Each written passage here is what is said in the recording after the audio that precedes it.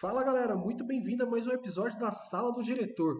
O Atlético Mineiro fez o que nenhum outro clube no Brasil teve coragem de fazer. Injetou meio bilhão e seu principal acionista, ó, saiu. Isso é uma aula de MBA, galera. Vem comigo que nós vamos ver essa história agora e entender por que que isso aconteceu. Roda a vinheta.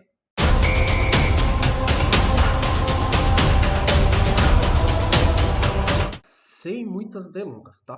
Por que que o Rafael Menin está abrindo espaço para a chegada do Pedro Daniel no Atlético Mineiro, mesmo após um aporte milionário que vai entrar no clube? Gente, é o seguinte, quando esses grandes empresários, tá, acabam entrando no meio do esporte, né, no caso o Rafael Menino fez parte da composição da SAF do Atlético Mineiro, eu tenho um artigo que eu vou deixar para vocês aí, né, o link dele no LinkedIn, que fala justamente a respeito da criação da Galo Hold, da Galo Forte, aí como é chamado, tá, dessa SAF. O Rafael Menino fez parte disso. E o que que acontece? Quando esses grandes empresários entram no meio do futebol ou no meio de qualquer outro esporte, eles carregam com eles a bagagem do negócio deles para dentro do esporte, na expectativa que o que ele faz dentro do meio corporativo, dentro do esporte, acabe dando algum resultado positivo. Só que demora um tempo, porque a dinâmica do esporte é totalmente diferente, seja na Fórmula 1, seja no futebol, seja no tênis, não importa qual esporte você está inserido. O esporte ele tem uma outra dinâmica. Por quê? Ele lida com dois fatores. Primeiro, que é a imprevisibilidade. Tudo pode acontecer. Os fatores externos o tempo inteiro estão circulando ali. E o outro, que é o fator humano, tá? Essas duas coisas ficam rodeando ali. E diferente do mundo corporativo, onde que uma pessoa não dá certo, é muito barato você trocar essa pessoa rapidamente, no esporte não, porque todo mundo é muito bem remunerado, tá? Se para refrescar a memória de vocês, pega no caso a Fórmula 1. Você tem o Newman Haas e você tem o Stroll. Eles são bilionários. Eles sabem muito do negócio deles. Dentro da Fórmula 1, as suas respectivas equipes vivem patinando, não conseguem dar um resultado esportivo legal. Por quê? Porque a bagagem deles acaba não influenciando tanto. Eles precisam aprender essa dinâmica desse novo espaço, né? E isso pode levar um tempo, entendeu? E no futebol não vai ser diferente. O Rafael Menin, ele está lá desde 2021, se eu não me engano. Ele estava desde o processo de 2019, mas no dia a dia do clube é desde 2021, pelo que eu andei pesquisando aqui. E o que que acontece? Hoje ele está abrindo espaço para um novo. O que que é o novo? É a chegada do Pedro Daniel, que é um cara que é certificado pela UEFA, que é um cara que tem um conhecimento mínimo sobre o esporte. O que que o Rafael, que isso daí é louvável, vocês têm que aplaudir ele, tá? Ele está fazendo? Ele está assumindo que ele não tem conhecimento para estar no dia a dia do clube ali e abrindo espaço para uma pessoa que tem esse conhecimento do futebol. É como se ele estivesse adiantando o tempo dele de conhecimento. Ele teria que ficar talvez 2 mais 3 anos para entender a dinâmica do futebol. Ele está abrindo espaço para que venha um cara que já está no meio dessa dinâmica. Isso muda completamente o cenário do Atlético Mineiro pro futuro, tá? O Rafael vai tocar o dia a dia da MRV, que é onde ele tem muito conhecimento técnico, que é onde ele fez o seu dinheiro, onde que ele faz o dinheiro, né? E abre espaço para ter o seu remunerado dentro do Atlético agora, que entenda esse dia a dia. E o que que acontece? Tá? Você já vê uma mudança no Atlético de mentalidade. Essas trocas, pessoas, elas não acontecem da noite para o dia, tá? Com certeza, esse fato de ter a injeção de dinheiro e o Rafael ter saído do clube, isso foi uma coisa que já foi acordada, já deve estar vindo sendo conversado ali há pelo menos um mês e meio, porque é difícil você ir lá e encontrar o outro profissional no mercado, entendeu? Não foi uma coisa da noite pro dia, tá? E qual que é a mentalidade que vai mudar no Atlético? Antigamente, o que o Atlético fazia? Tinha um atleta no meio ali do futebol, né? Um atleta estrela. E aí, de repente, tinha o Palmeiras negociando e o Flamengo. Como esses dois clubes estão sempre decidindo alguma coisa, o Atlético sabia que para ele decidir alguma coisa, ele teria que ir lá e contratar esse atleta. Então, na maioria das vezes, ele entrava nesse jogo para contratar esse atleta simplesmente para inflacionar o preço desse cara no mercado e fazer os outros clubes ou pagarem mais caro, né, ou desistir da contratação. Só que o que que aconteceu? Na maioria das vezes esse atleta parou no Atlético e se inflacionou o clube, inflacionou muito. É o caso do Hulk, que negociou com o próprio Palmeiras, é o caso do Nacho Fernandes, que na época chegou a negociar com o Flamengo, e tantos outros atletas, né? Essa era a visão que tinha. E agora, gente, vocês podem ver que o Hulk que vinha no processo de renovação com o Atlético, ali até por ele ser um ídolo, a primeira coisa que acontece logo depois dessa sequência de fatos que aconteceu agora no final de abril, agora na última semana de abril, é justamente o Hulk sair de graça para o Fluminense, que é bem provável o destino dele, né? O Rafael Menin deixar a cadeira e a chegada do Pedro Daniel, que agora, o que ele vai fazer? Provavelmente a gente vai ver o Atlético Mineiro numa época de austeridade financeira, que é o quê? Apostando na base, contratando jogadores que são compactuados com a realidade do clube hoje, entendeu? Eu vou deixar aqui para vocês, agora na sequência, um vídeo do Rafael Menin explicando um pouco. E aí nós vamos falar da dívida. Beleza, galera? Saca só a despedida aí do... Torcedor do Galo, quero ser direto e transparente com você.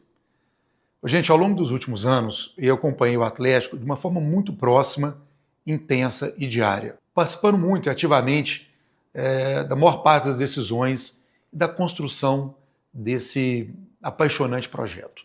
Mas a partir de agora, eu vou me afastar um pouco do dia a dia da operação do clube por uma necessidade maior da minha presença aqui na MRV, empresa pela qual eu sou o CEO e o responsável, né? Mas com a chegada do Pedro, a questão operacional passa a estar 100% com ele. E o Pedro, gente, é um cara de referência, um executivo renomado, né? Eu tenho a convicção que ele é o cara certo para esse momento, né? Para o que a gente precisa. Mas isso não significa, em nenhuma hipótese, que eu vou me distanciar do Galo, né? Eu sigo aqui acompanhando, sigo tendo plena consciência e ciência de tudo que acontece no dia a dia do clube, comprometido com tudo que vem sendo construído.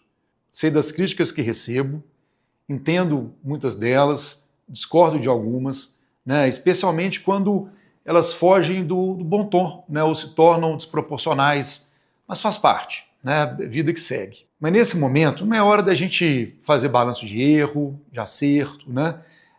Eu tenho muita convicção que muita coisa boa foi feita e está sendo feita e que continuará sendo feita no Galo. O Galo é minha paixão, é a paixão da minha família, dos meus meninos. Eu seguirei presente na arena, na cidade do Galo, como membro do conselho, né, e próximo, como eu sempre estive do Galo.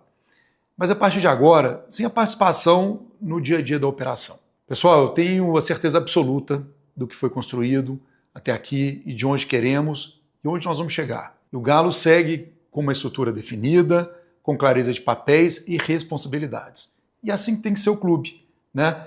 E assim que vai funcionar daqui para frente. Torcedor, eu sei que o momento está muito difícil, está doído mesmo, mas eu acredito demais que com a união e a força da torcida a gente vai conseguir. Valeu, gente!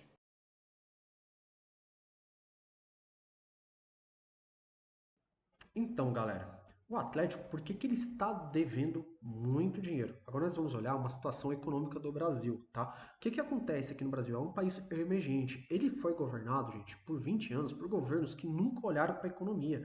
E é óbvio que isso vai atingir o futebol. Isso atinge todos os setores, tá? Atinge desde o empresário que está no topo da cadeia até aquela pessoa mais simples, você que está ouvindo meu vídeo. Por que eu te falo isso? Imagine você ter sua fatura do cartão de crédito. Todos os meses você vai lá e paga ela. Só que esse mês você ficou apertado e resolveu pagar o mínimo para não sujar o teu nome.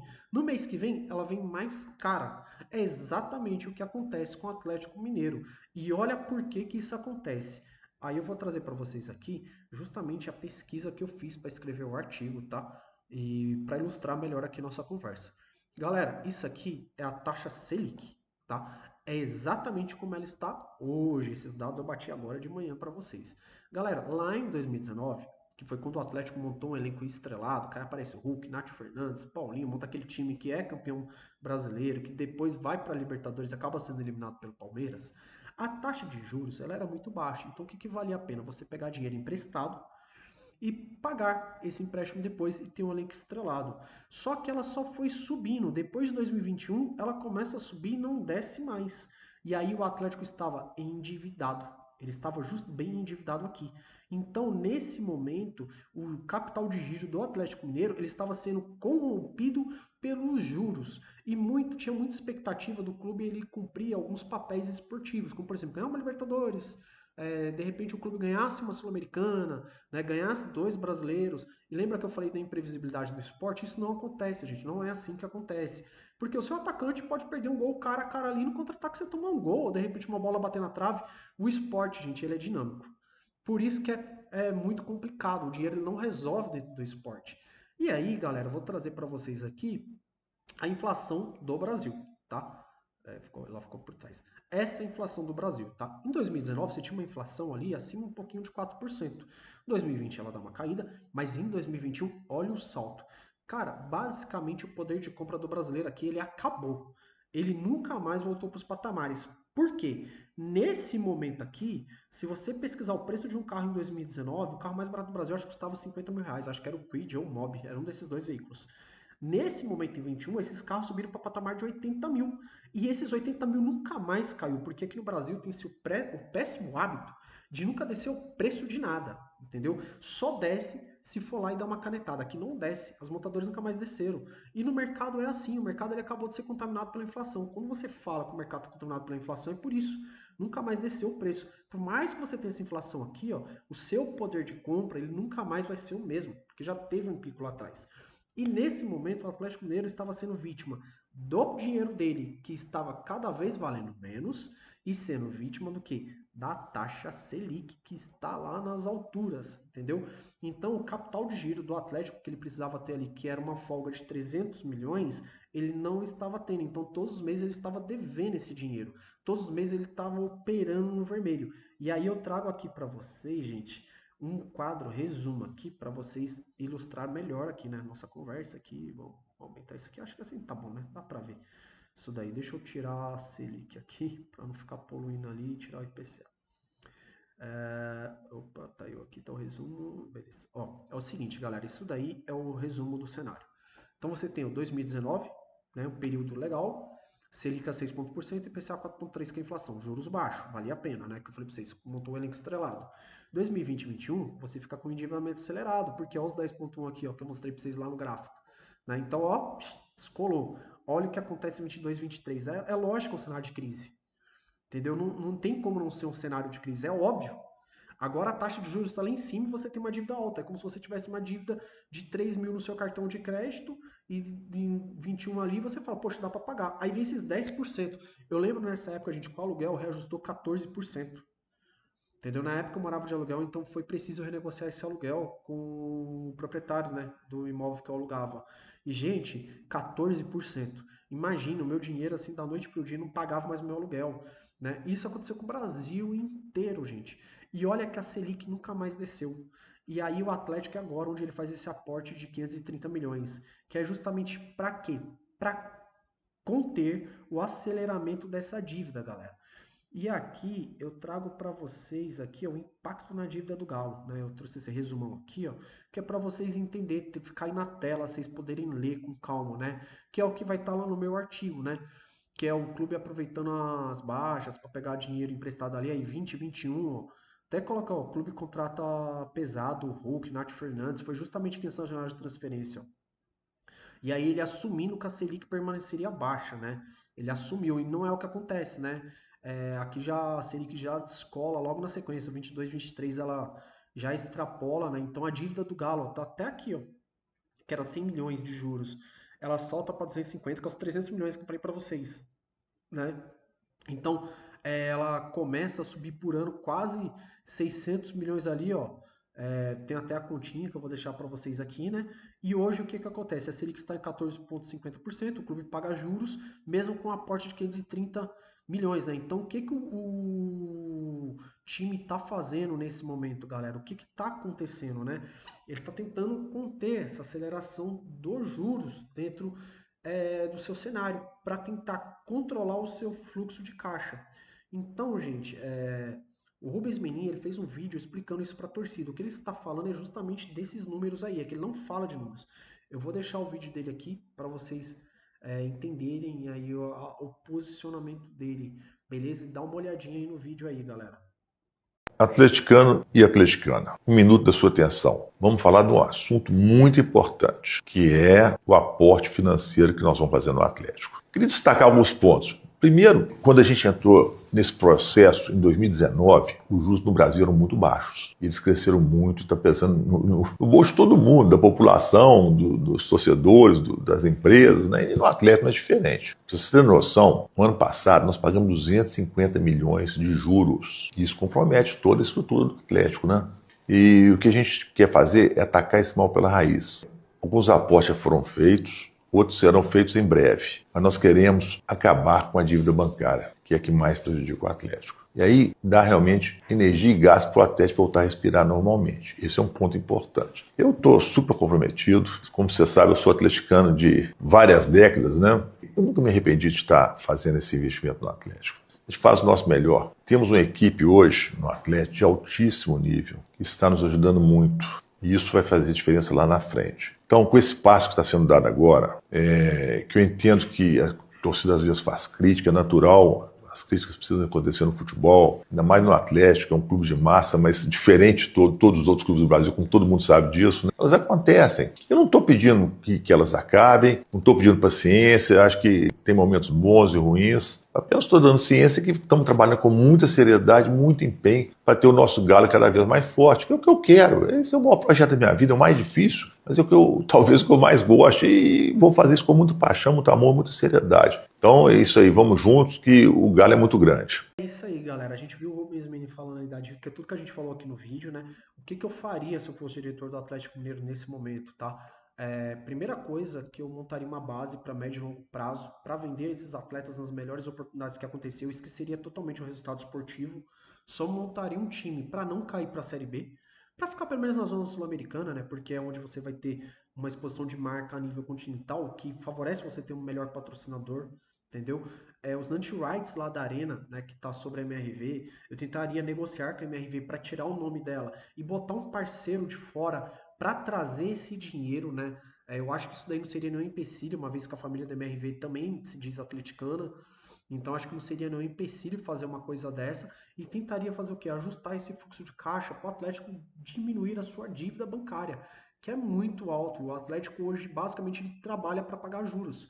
Sabe o que o Atlético virou? Ele virou você que paga o mínimo da fatura de cartão de crédito todos os meses para não sujar o nome. Tem o nome limpo no mercado, mas está sendo a que peso está esse nome limpo, né? Está sendo custoso. Então eu faria essas mudanças de mentalidade dentro do Galo, tá? Se não tomar cuidado, o clube vai acabar caindo para a Série B. Depois na Série B essa dívida vai só aumentar, porque não tem perspectiva de abaixar a taxa de juros no Brasil. A gente está em ano eleitoral, então muita coisa vai acontecer, né, galera? E fica aqui o aprendizado, tá? Em países emergentes, nunca aposte no cenário de imprevisibilidade que você não tem o controle 100%. E se você quer trabalhar com futebol, você quer entender como funcionam as informações por trás, você tem que seguir a Sala do Diretor, tanto lá no LinkedIn quanto aqui no YouTube. Assina o nosso canal e até a próxima, galera.